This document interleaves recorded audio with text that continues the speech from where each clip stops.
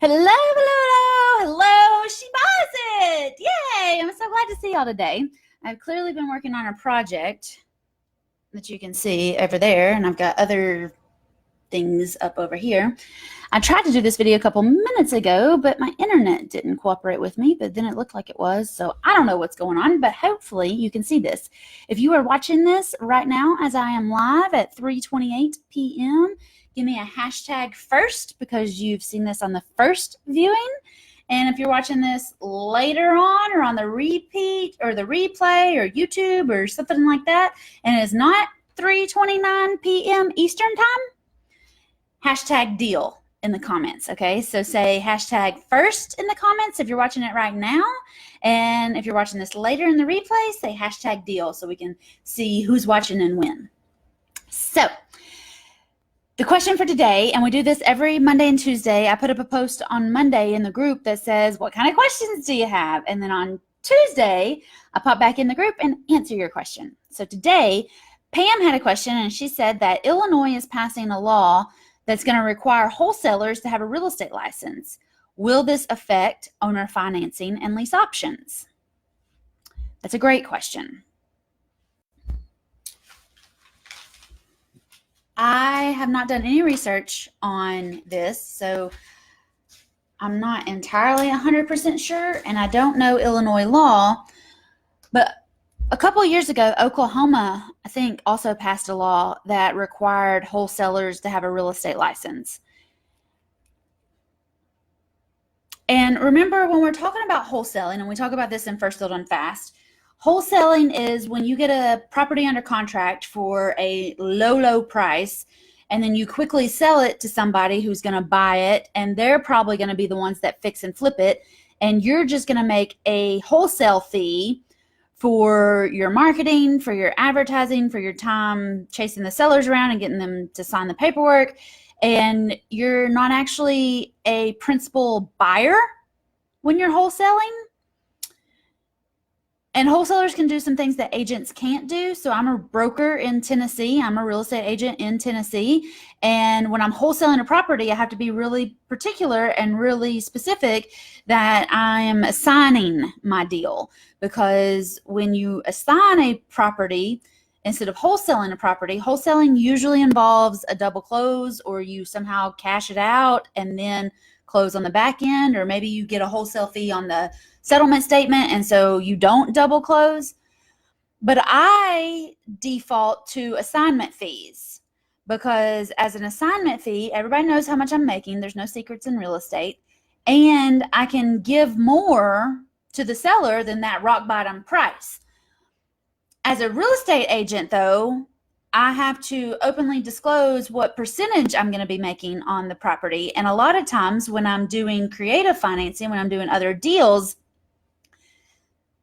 I am making big double-digit returns. And so I don't want to put a percentage on there. I want to put the number that I'm making on there. So wholesaling, owner financing, and lease options are all totally different strategies and formulas. When you're wholesaling and the state is requiring you to have a license to wholesale a property, they're wanting to hold you to the same rules and restrictions that they hold real estate agents. And that's because there's going to be a clear, clean closing in the next given amount of time, maybe 30 days, maybe 6 months, maybe 12 months. Usually listings don't last longer than 12 months, or they are on 12 months and then you extend if you want to.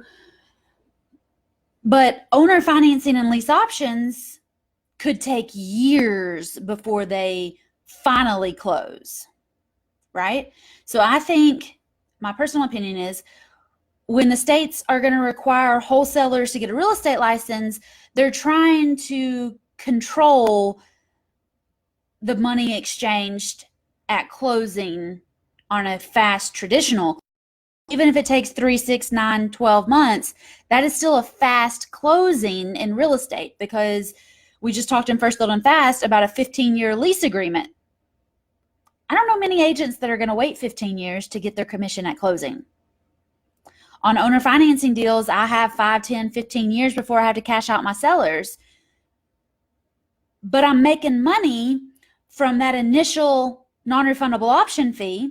I'm making money monthly, and I'm making money in 10, 15 years in a back-end payday. So I'm getting paid 3 different ways. And that's why I love lease options and owner financing deals as the buyer instead of as a listing agent, because I'm going to get paid 3 different ways, and I might get paid for the next 10 or 15 years on the same property. So real estate agents and wholesalers are going to spend a whole lot of time, effort, and energy to get a house under contract and to get it closed quickly next month.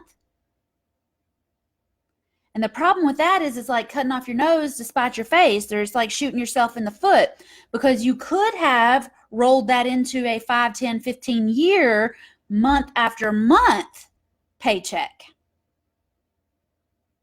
And I understand it's awesome to get that $10, $15, $20,000 assignment fee at closing, wholesale fee at closing, commission at closing. I don't know many real estate agents making $10 or $15, $20,000 at closing every single month, to be honest with you, but maybe they're out there. Unicorns. But in lease options and owner financing, I most definitely can get 2 or 3 non-refundable option fees, $5, $10, $15,000, which could be a $45,000 month. Plus, next month, those people are going to pay me again and again and again and again. And then in a year, they're going to go get their mortgage, and they're going to get paid. I'm going to get paid again on the settlement statement. So if the Illinois law or the Oklahoma law or anybody's law that comes out is requiring wholesalers to be treated like real estate agents, and requiring real estate agents to understand wholesaling, and requiring wholesalers to be held to the same standards, rules, and restrictions as real estate agents, I think that's so that the quick closings that are happening in the next month, 3 months, 6 months, when they're going to a closing table and there's going to be a line item for a wholesale fee or a broker commission or a whatever, that's what I think the state is going to be trying to control. Because the lease option deals, the owner financing deals, yes, those go to closing, but they don't go to like a closing. It's a finalizing the paperwork closing. And in owner financing, the title is going to exchange, but there's not going to be a huge transfer of assets. And in lease options, the title doesn't change, so there's nothing to go through. So if wholesalers are going to be real estate agents and real estate agents are going to be wholesalers, then I think they're still in their bucket, and lease options and owner financing are still on the creative financing side.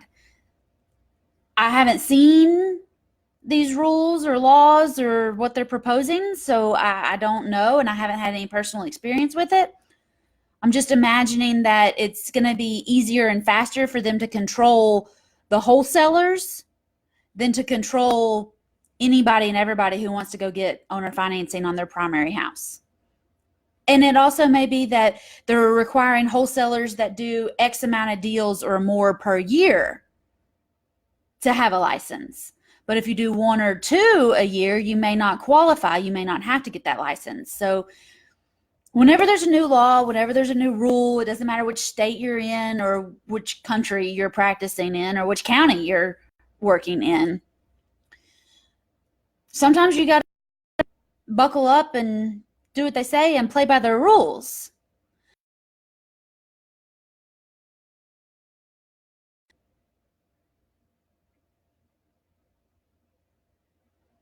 Shoot, did I lose y'all again? I've got this screen coming up. Pam, I hope that helps. I hope that answers your question. I'm going to end the video because I don't know if you're still here with me or not. Bye, y'all, if you can see me and hear me.